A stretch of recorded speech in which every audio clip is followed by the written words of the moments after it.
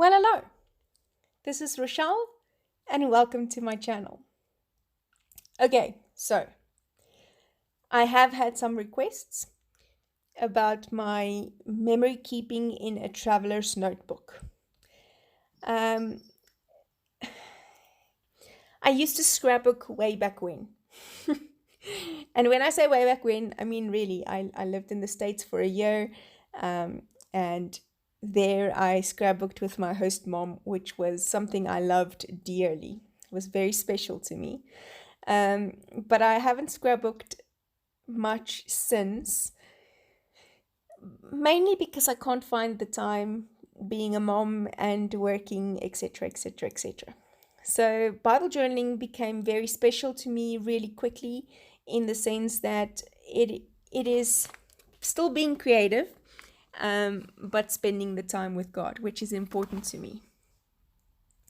And so I love that, but I still wanted to keep, track of these memories. And so at an event I attended last year, I saw Kim Geyser from K-Craft presenting a class doing memory keeping or photo keeping in a traveler's notebook size, and I love this. Don't get me wrong, I love all the beautiful things that everybody's doing on their scrapbook layouts. It's just gorgeous, and sometimes it just blows my mind. But I have no idea on where to keep it. Like, where do you go from once it's done and it's this beautiful 3D, lots of mixed media, dimensional project? Where do you take it? I don't have space. And so I like this traveler's notebook idea. And I've started one for each of my girls, do one per year kind of thing. And there's a basic layout. I follow, the first day of school in January, their birthdays, their friends, their academic achievements, and then, something special with a special verse, stuff like that. So I have recently on a binge been watching Heba El-Sabai. She is, I'm hoping I'm saying her surname right. She is My Little Journal on YouTube, and I wanna just tell you, you can thank me later, like I'm thanking Lisa Marie Deploy for introducing me to her channel, because it is just gorgeous, and her stuff is just simple, and the layouts are something that I feel I can do too. And so I started a journal, just like a memory keeping of my sister. And so I put in a few photos of us when we were young, and then some photos of us now. She is one of only 10% of people with cystic fibrosis to reach the age of 40. She will be 40 on the 2nd of August, and I'm telling you, she's my miracle. I just thank God for her every single day. And so I wanted to do just a little journal on my Shero. She's my Shero. Okay, and so I didn't do process videos on those, the Shero or the three girls journals yet, but I wanted to see how it goes. It's very different from Bible journaling. Bible journaling has got a lesson behind it. And that really is what it's all about for me. But this pretty much is about the memory keeping, and it isn't about the story of why I'm keeping the specific memory. So yes, let's just say that. And so the journal that I'm starting with this series is called The Great Coffee Chronicles. Yes, it's because I love coffee. And so you'll see me using a lot of my products in this journal. I took a Mintay paper pack, the Dear Diary paper pack, and I created this little traveler's notebook. I will link a video of where I make a traveler's notebook in under 10 minutes. And you can follow that alongside with me. And I've just prepared the stuff for the opening page. I'm not going to do any photo on the opening page, but my plan for this journal is to pretty much take pictures of the places where I have coffee and then put it in the journal. So I took a cut out from that paper pack. I made a little frame. I used a stencil with Gelatos and a finger dauber and just did some coffee splatters on that first page. And then I took the leftover Gelatos on my non-stick craft mat and did some ninja finger splatters. My friend Henri calls it my ninja fingers because I do it with one finger, and yeah, that's just the way it is. And then I'm taking some various alpha letters, the stamps and the stickers, and some other word stamps to spell out. The word stamps are from Creative Retreat, and to spell out the great coffee. And then I'm going to take the stickers to spell out Chronicles. These stamp sets are also from, or the stamp sets and the stickers are from Creative Retreat, from various previous kits or faith art boxes. And I'm going to be using that. And as I'm looking at what I'm doing and whether the colors match, I am realizing that I did this first page on the wrong side. And so guess what? You get a chance in this video. Yes, I really did it all for you. It was absolutely intended. This is all for you. You get a chance to see me redo the first page. And so here we go.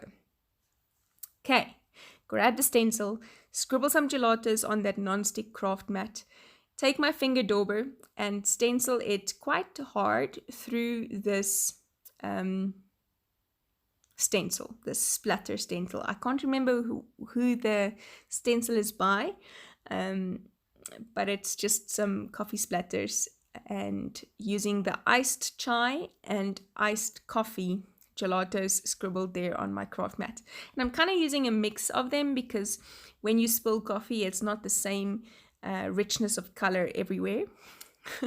When you spill good coffee, you need to cry, but yeah. You can always use it to your advantage.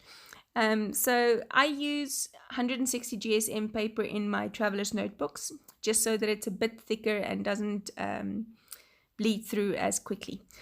Then I'm just doing the splatters and calling that first page the background done. I'm just letting the splatters dry while I assemble or finish this front little label. So like I said, I stamped out the great coffee. I start from the center because I want it centered. So I start from the center of the word and work my way out to both sides. And then I got this purple, which matches with the berries on the front page. And I'm, again, starting from the center, working my way out to spell out the word Chronicles. So the Great Coffee Chronicles. I work with a tweezer. I find it easier to pick up these super small tile stick alphas. If your fingers are good at these kinds of things, then you should be able to do it without a tweezer. But I think most of us have a tweezer, so it's not a supply you need to go buy. And so then what I'm doing is I'm going to just be cutting off the edge at the bottom with my Tim Holtz fussy cutter. And then I want to tear it at the top because I'm thinking of using a doily in this little label and just give it some extra texture and dimension and yeah, just some extra. So just tearing that, and then I'm going to be taking that same finger dauber just to, it's still got some of the Gelatos on, and I'm just edging that teared edge so that it has some character. We'll just call it character. Again, so I'm laying out the doily as to where I want it, and I decide on where I want it, and I just use my Tombow mono liquid glue to stick it to the doily first, and then to stick the or cut off the excess, and then stick the doily to my front page, and then that is my cover all done. I love this paper by Mintay. It really has nothing to do with coffee. It's just really pretty. And I found some coffee cups on there, so that's good. And then using some of that leftover doily, I'm going to be using that as part of my frame. I'm not centering the frame because I want it to kind of lay skew, just some there's no rhyme or reason. It's not, anything spectacular. It really is just to create some effect. And then on this front page, what I will be doing is stamping out the words or the month, June 2019. And then I left enough space at the bottom of June 2019 to be able to create a to effect. So if it's from June to July or from whenever, I'm going to be stamping the last date of this journal when I do the last page on this page. So there you go, just using some, these are planner alpha stamps. I can't remember from where. I know the shop I got them from, but I don't know what make the specific ones are. And I've got this little coffee and tea cup, and I use that little steamy image to just create some steam on top of my teacup. Well, coffee cup, because yeah, why drink tea when you can drink coffee?